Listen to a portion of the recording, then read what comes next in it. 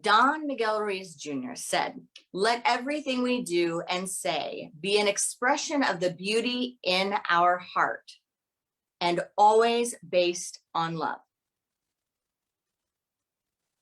Lofty idea, to let everything we say be an expression of beauty in our heart and be an expression that is based on love. So let it be grounded and centered in love. Let it birth forth from love. And let it reflect beauty. Let it reflect the godness that we are. Now, that is such a lofty goal, isn't it? Whew. There is an idea of communication and taking communication, but at its height, communication moves into communion. And the root of the word communication comes from the word communion, to commune. So can we engage and apply a spiritual practice to raise the bar a little bit, to increase the positivity in our lives, and to get more intentional about what we emanate, what we radiate, and what we prosper while our feet grace this planet walk? Now, the field of Don Miguel Ruiz and Don Miguel Ruiz Jr. is the field of exploring. If you don't know them, they're authors. They're highly known in New Thought, and I'm sure bestseller list, known in popular culture. But their work is based around love, and it's based around love and unity, but in the form of communication, looking at the ego, looking at the mind, looking at healthy systems, looking at enmeshed systems, and how do we free ourselves from enmeshment and free ourselves from withholding love. So it's about how we can personally grow in our own being and grow in our relationships. So you might recognize the words, be impeccable with your words, or take nothing personally. Some of these things are incredibly hard practices to actually materialize when you're in a body on the planet, but they are good. They are philosophical. They are lofty ideals that with application of spiritual principles, we can start moving to. And I say moving to, but it's really a spiral, right? If anyone has done work and spiritual work or psychological work, emotional work in their lives, you recognize fully that it's not that you read a book and you're done, right? It's a spiral. You're continually evolving upward on the spiral, but it is also that you can come from different levels. So you may come from your lower self at times. I had a week this week that I didn't have any sleep. Pretty much. I had a month this week that I didn't have any sleep, but I had a day this week that I literally didn't have any sleep. Well, I had maybe 2 hours, maybe an hour. And the day was so radically different, right, than the rest of my days. All of a sudden it was doom and gloom. All of a sudden things were not resolvable. They were not solvable. They were disastrous. My little escape hatch was starting to open, and I was starting to climb out of it, figure out, what can I do? The big conversations. How can I fly the coop? So I told myself, enough awareness here. Dear one, you did not get sleep last night.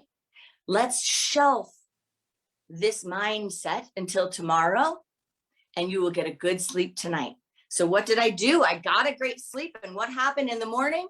I wake up, I'm feeling centered, I'm feeling grounded, I connect with my community, I put movement and action into my life. What was there one day is not here the next. But it takes awareness and it takes spiritual practice.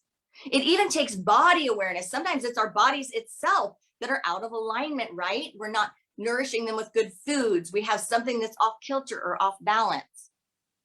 But if we want to go from communication to communion, it takes full awareness, mind, body, spirit, and a spiritual practice, applying spiritual principles with consistency and expectancy. But we're often stuck. We're stuck in our programming, we're stuck in our fear, we're stuck in our limitations, we're stuck in our habits and our patterns that no longer serve us. And we're not always willing to cut off what is not working for us.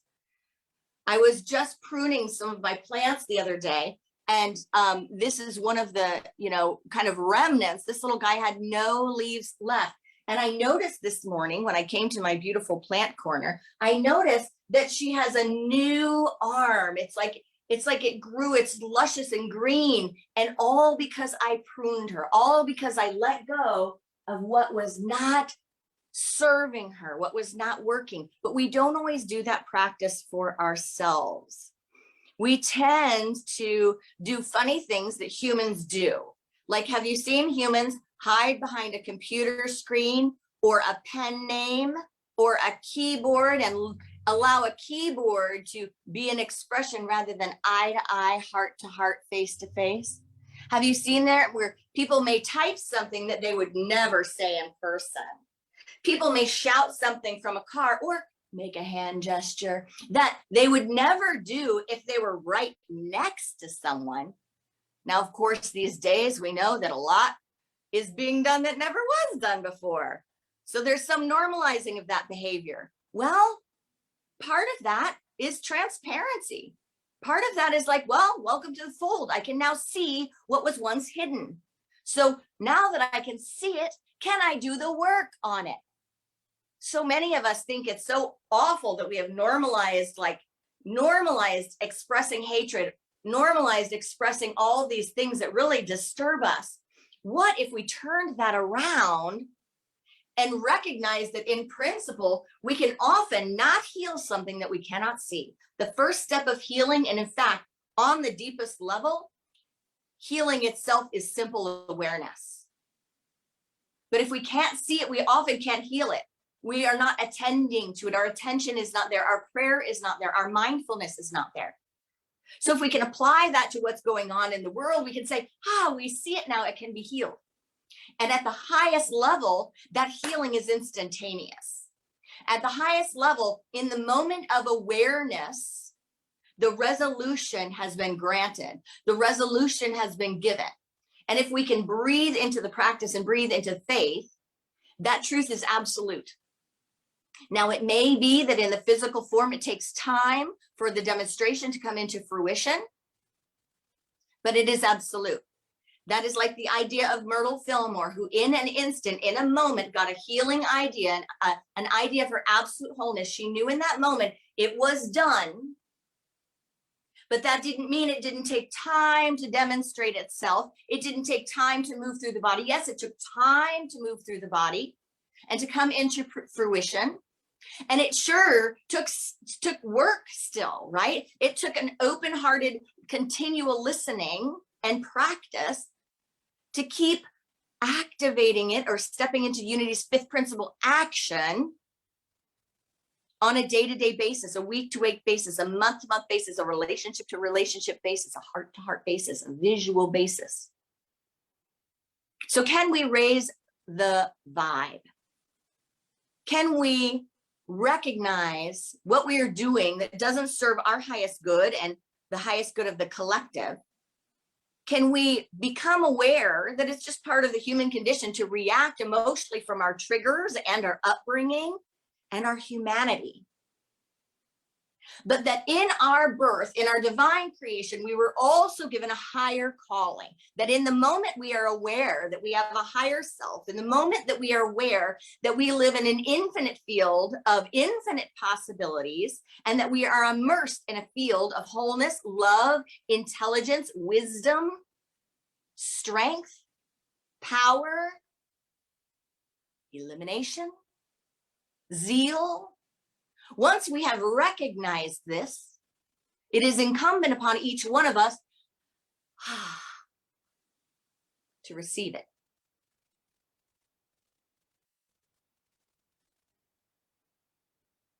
Are we willing to receive it?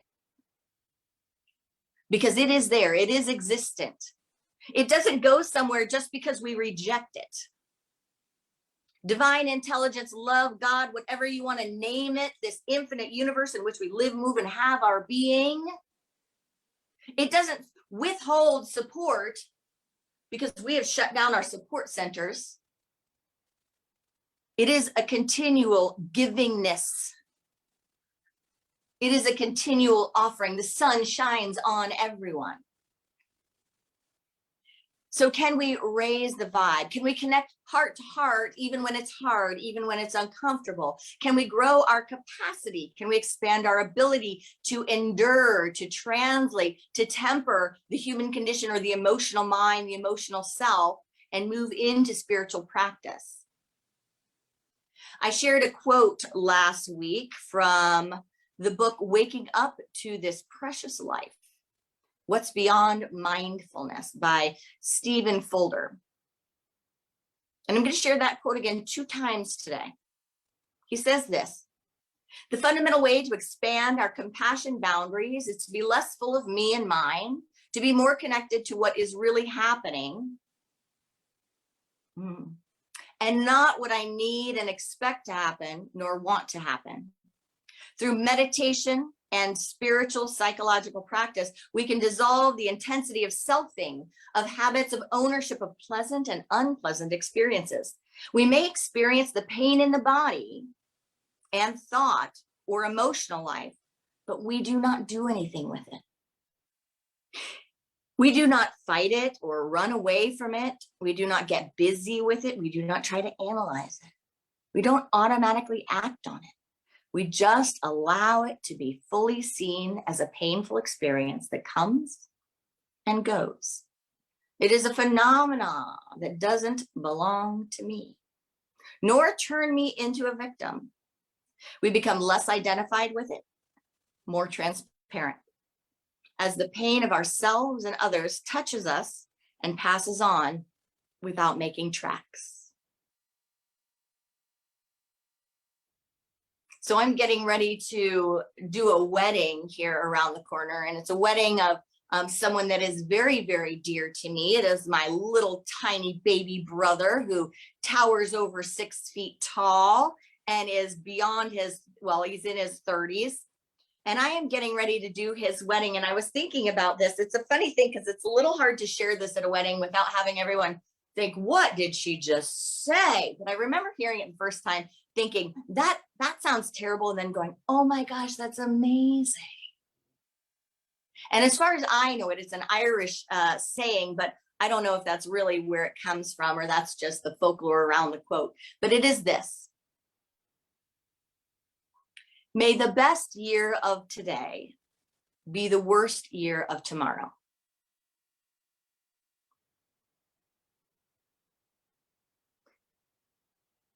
Do you get it? I have to really slow down and say it. I have to like unpack it like I'm doing a math problem. My brain just doesn't work like that. And I'm not even going to try to translate it to when it's not a year, but it's a day. But it was like, it can be like that. Like may your best day now be your worst day tomorrow. When you start thinking about it, things, that sounds like it's not a good thing. But then it is. It's so beautiful because it's like, may I have the mindfulness and the awareness and the gift to keep growing up that spiral, to not torture myself and torment myself with extra suffering, extra problems, extra drama, extra relationships that don't work for me, whatever it is, extra garbage, so that I may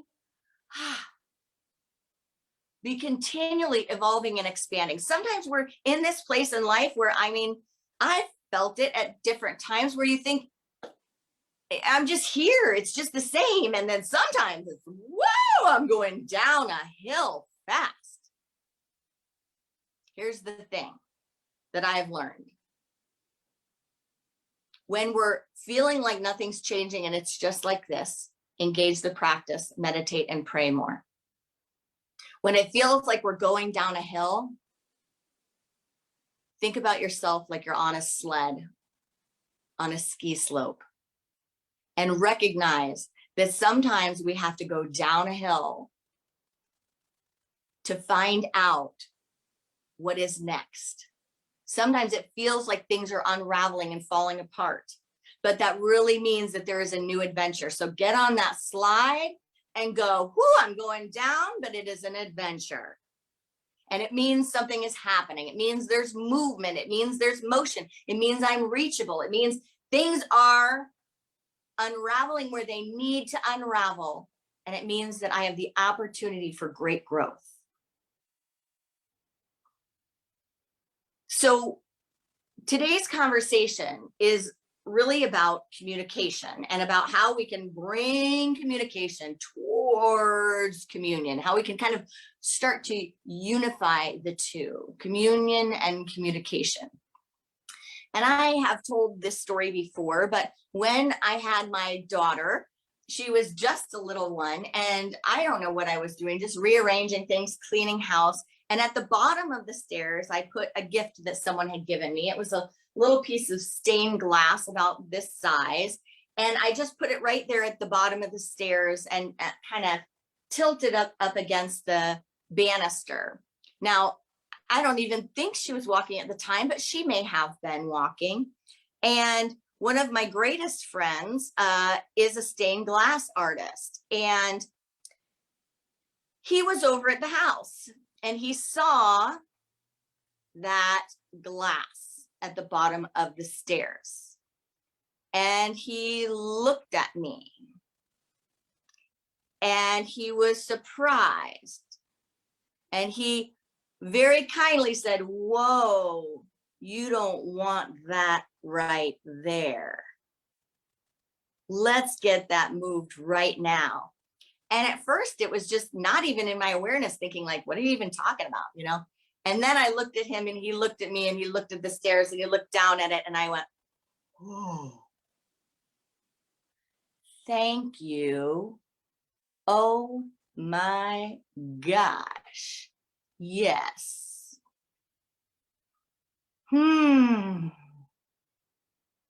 Show me, grow me." Sometimes there are communications that come to us that are easy to see how they are supportive, how they can grow us, grow our awareness. And there are other times where things are shown to us where it brings up our defensiveness, where even if it may be true, we don't react with appreciation. Can you see the possibility of that whole scenario happening and see a reaction where someone's like, "You're attacking me as a mother? You think I'm not a good mother? I'm a good mother."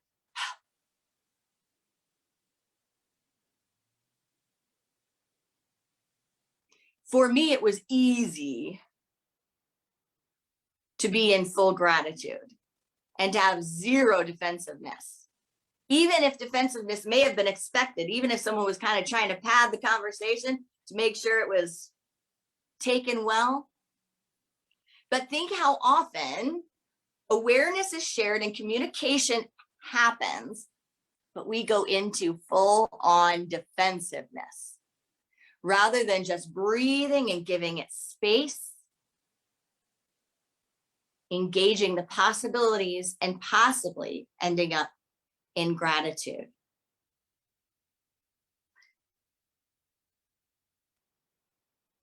So I learned a little bit about glass that day.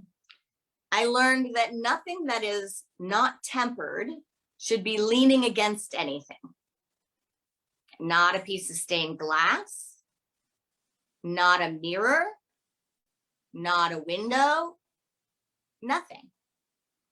Because plate glass, when broken, turns into a guillotine. It turns into shards, right? But tempered glass, it's been raised, it's been brought to a high temperature, a high heat, and it's been cooled rapidly. So basically put under high stress so that it's strengthened. It is more difficult to break. But if it does, when it does, rather than shattering into dangerous shards and long, sharp spears, the energy is dispersed evenly through the whole piece. And if you know about tempered glass, when it breaks, it goes into tiny little pieces, almost like little atoms. Are you hearing something here? Are you hearing a message here? so too are we like glass. With a practice, with awareness, we become tempered. When life raises our experience into a high heat, when we feel like we're going down the hill or boiling, or we feel like all of our stuff is up, all of our triggers are up, with a practice, we can move instead into this experience of tempered glass rather than into shards and a guillotine that prospers suffering in ourselves, in other people, and in our world. But it takes a practice. It takes an attitude of show me, grow me. I am here. I am listening. This is not personal. This is for my betterment. This is for my good. This is my universal call. This is my birthright and my conscious destiny to awaken, to realize, to actualize the principles. There is more than enough love and support for me here. There is more than enough grace for me here. I am willing to look. Don Miguel Ruiz says the big difference between a warrior and a victim is that the victim represses and the warrior refrains. The warrior gets to choose whether or not they engage. It's not an automatic response. It doesn't happen and then they blow by and go, what? Did I really do that again? Did that happen? Or pressing it down, just pressing it down, just pressing it down, pressing it down, pressing it down. That's depression. If you are feeling depression, when we are feeling depression, something is being pressed down. When we are feeling angry, a volcano is building up. Something is building up that is not attended to with enough mindfulness, prayer, awareness. It seems so simple, but when we're in it, sometimes we can't see it.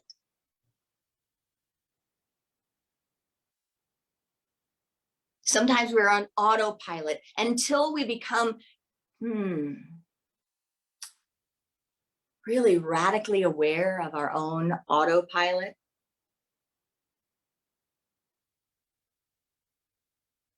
We can fall into that victim mode, or just simply not be creating the life that we want, or feeling like we're receiving or experiencing the life that we want. And some of that work has to do with family systems or family of origin. It is so critical on the path to awakening to unravel the communication in our family systems from our family of origin, to unravel those communication patterns, to look at them. I mean, you can look at them with judgment or not judgment. It doesn't matter. Just start looking at them. Just start looking at them. And at the height, you can look at them like a journalist that's reporting a story, with both sides, right? And just trying to get down on paper, what is the story here? What is the story?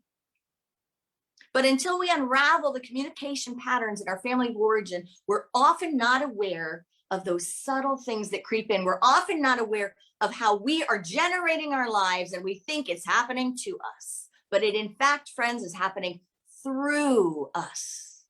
So we can try to wash the window all we can, but we will use up the cleaner because it's not a window, it's a lens.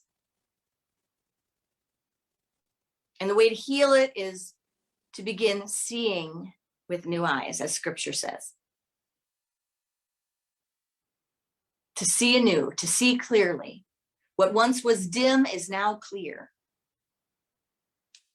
To polish the lens, not the picture. So can you take that deep dive into noticing your autopilot, having awareness and tracing it back to communication in the family of origin or the system of origin? And what do you learn? What did you learn when you were younger? What were the messages? Have you inventoried them? Because communication was happening. It's always happening. And there is a preset. that the brain goes through, a wiring. And most of us are not aware. And until we do this work, we don't realize that we can rewire the system. You know, I had a little electrical fire. I don't think there's any, the little doesn't really make, when you have a fire in your house, I mean, of course, big is worse, but there seems to be no such thing as saying a little electrical fire because it's terrifying. And so the fan in my house is one of those big attic fans, and it was on a little toggle switch that could go up and down. Up, stop, high stopped working a long time ago, middle off worked, and low worked. But it was a little loose, and I'll make the long story short. But the little one flicked the switch, and she heard a crackle, and then I heard a boom, and I came running over, and I saw some kind of smoke and some black char and heat. And so, concerned that there might be a fire back there, I know what you're going to say. You're going to say, turn off the breaker before you touch the darn thing. And no, I did not turn off the breaker because my breakers are not identified. Are you getting communication here? I didn't even think about that. My breaker box has a couple of things. Everything that's broken is identified. And in fact, I have a great girlfriend who, after this experience, said, we're going to set a date and we're going to stand one of us in the garage and one of us in the house. And we're going to go through every breaker and we're going to identify each one. Are you getting the message here? Family system, systems of origin, know your triggers. But no, I didn't know. And I thought, I don't want to wait. And I just want to see if there's a fire. So I know if I need to call 911. And if I run out there, I got to run out there with my little one into a dark garage. I can't get over to that spot without crawling over stuff. And then I'm not even going to know which one. And maybe that'll make it work. Maybe I won't be able to see because it's dark. I just wanted to see if there was a fire still burning in there. So I unscrew the screws. Are you getting scared yet? Let this be your Halloween treat. I start taking off the screws. She's behind me, far enough behind me, I would say. Well, not far enough. I would rather she'd be in a little bubble wrap hanging from like the corner of the wall in a little pod of love. But she's behind me. I unscrew the wires just so I can see if there's a fire. And it looks like there's not an active fire, but boy, is it charred and it's a little smoky. And I'm touching the wall to see, is it hot behind there? It's a little warm, but I don't think there's a fire. I go to get the fire extinguisher. I think I got it before this happened. I don't know, it might've been right after this happened. No, I think I got it first. I think I got the fire extinguisher before I opened the whatever you call it. Now, mind you, I didn't look at the fire extinguisher, and I haven't looked at it for since 2015, I think it was. No, 2013. 2013. Now, those of you that know about fire extinguishers know that a fire extinguisher from 2013 might not be that much help because it says it expires in a very short period of time. And what I looked at later was that it was on empty. It wasn't all the way to empty, but it was very deeply in the red. Are you getting the message here? That even the practice, if the prayer practice, if the mindfulness practice hasn't been touched for years, if it's not serviced, if it's expired, it will do you no good. Or if it doesn't say A, B, C on it, meaning the 3 types of fires, it's no good. Now mine did have the 3 types of tires, but it was useless because it didn't have anything anyway. But the next part of the story is this. I opened it, touched around the side to see if it was hot. And I guess I wanted to just kind of peek and move something over a little bit to see. And I can't even remember if I did it with my finger. I don't think I did it with the screwdriver, but who knows? Honestly, who knows? And then all of a sudden it was like a fire explosion happened. Fire flames and the metal toggle was on fire and like flew out, and something landed on the kitchen floor. Something landed on the wood shelf that was right below the switch. And I mean, I'm making it sound terrible, like it was a huge fire. I mean, really the whole thing was this, about, you know, this big, just this big. Terrifying, terrifying, because it was actually on fire and in flame. So I'm trying to like flick it off the wood shelf and flick it off the counter onto the floor. And I'm just, now there's a fire. And honestly, in the panic in my brain, I just got that quiver self, and I could see that the fire was out. Like I blew on it, it was out. And I picked up the phone and I called Crazy Carl. Now, if anyone knows who Crazy Carl is a UVC community member. He looks like, you know, remember the guy from ZZ Top? He doesn't look at all like him, but he's got this long beard. He's a motorcycle rider. And when he loves fiercely. And when he shows up like he is family and blood relative. And he would do anything for you, ever, anything for anyone that he cares about. He shows up for this community in crazy ways. And I called him thinking, you know, it's late at night. And in my brain, I have a brain that has a hard time getting help and asking for help. You hear this message again?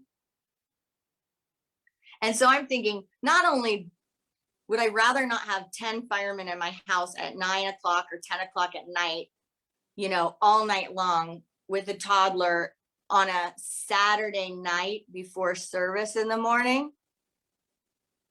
Not only would I not really like that, but like I was just in panic mode, you know, you're kind of emergency mode. So I called Crazy Carl and I'm like, Crazy Carl, it's Erin. Are you home? Can you come over right now? And he says, slow down, Revy, slow down. What's going on? And I get the crackly voice, you know, the crackly voice that's like half crying, half talking, trying to be a big girl.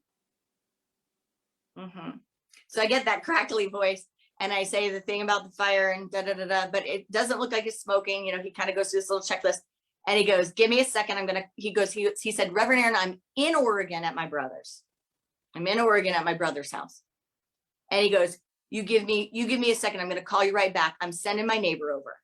And before I can say, oh no, I feel bad. Oh, I can't. Wait, your neighbor, this late, that's too much to ask. He's off the phone, calls the neighbor. The neighbor gets up out of bed, comes over, and is here at my house till the, you know, past midnight with this amazing, detailed, loving, compassionate, caring attention with the highest caliber and quality of knowledge and expertise to fix this issue. And he later came back again to put a new switch in and to rewire the whole fan, which, can you hear the lesson, was wired improperly the first time. Too much going through one wire, not up to code, not appropriate, not tempered, not grounded, dangerous.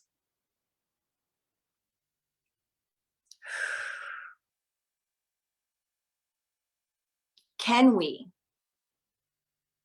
learn about ourselves, learn about our world, learn about each other? Can we free ourselves from the systems of withholding love, of passing judgments, and get into authentic communication, get into healthy systems? Can we be aware of our stuff and engage in our spiritual practice? Can we temper the electrical fires in our minds?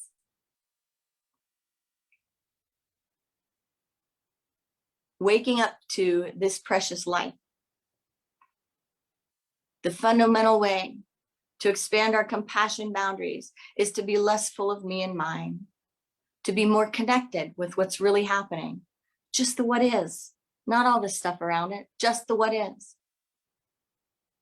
And not what I need to happen or expect to happen or want to happen, not all the attachments that bring us into withholding love or giving love, that bring us into all of these gnarly experiences of the human condition. through meditation and spiritual and psychological practice. That's unity principles, the law of mind action, your map, meditation, affirmation, and prayer. Affirming and knowing the truth that there is one power and one presence, and it is active and present in everyone, period. Then you show me how to show up for my world if that is truth.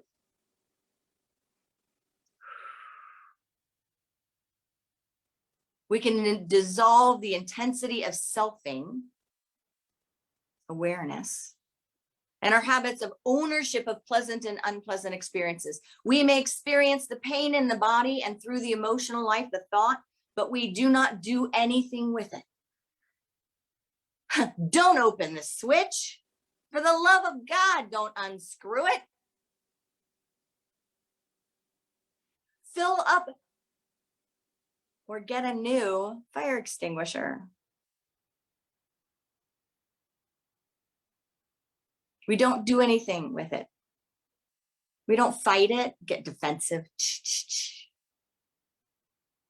We don't run away from it, go into our own little hole or try to hop out the escape hatch. And we don't get busy with it. Let me just talk my mind off and talk your ear off about all this stuff. Let me just talk, so I don't have to look at my practice. Let me just have 50 conversations. Does anyone do that? I know when I can't get someone on the phone, it's time for me to sit. That's always happened to me since I was a little girl. I would have something happen and I'm like, I need someone because I'm a talker. That's how I work through stuff. I need someone, I need someone, I need someone. I need to talk through this. And when I can't get anyone, it's the universal knock saying, oh, sweet one, time to sit, not time to talk.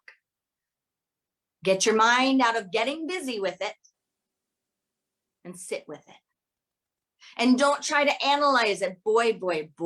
Is anyone else an expert analytic person? You can analyze the wahoozies out of anything. You could make graphs and charts. If someone asked you about your childhood stuff, you could give them like a star chart on it. Oh yeah, I'm a Virgo and I've been born in Saturn and I have my moon flying and this and that. And when I was 12, this happened and that gave me this psyche. And therefore I apply that to everything. So when someone shows up like this, if I hear the words this, I feel unloved and I am triggered.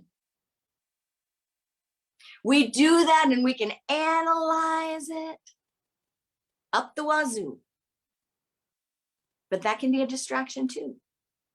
Some underanalyze and some overanalyze. And at times we probably all do all of those. Don't automatically act on it. Spaciousness. Give it spaciousness. We just allow it to be fully seen. Hello, friend, coming into my experience.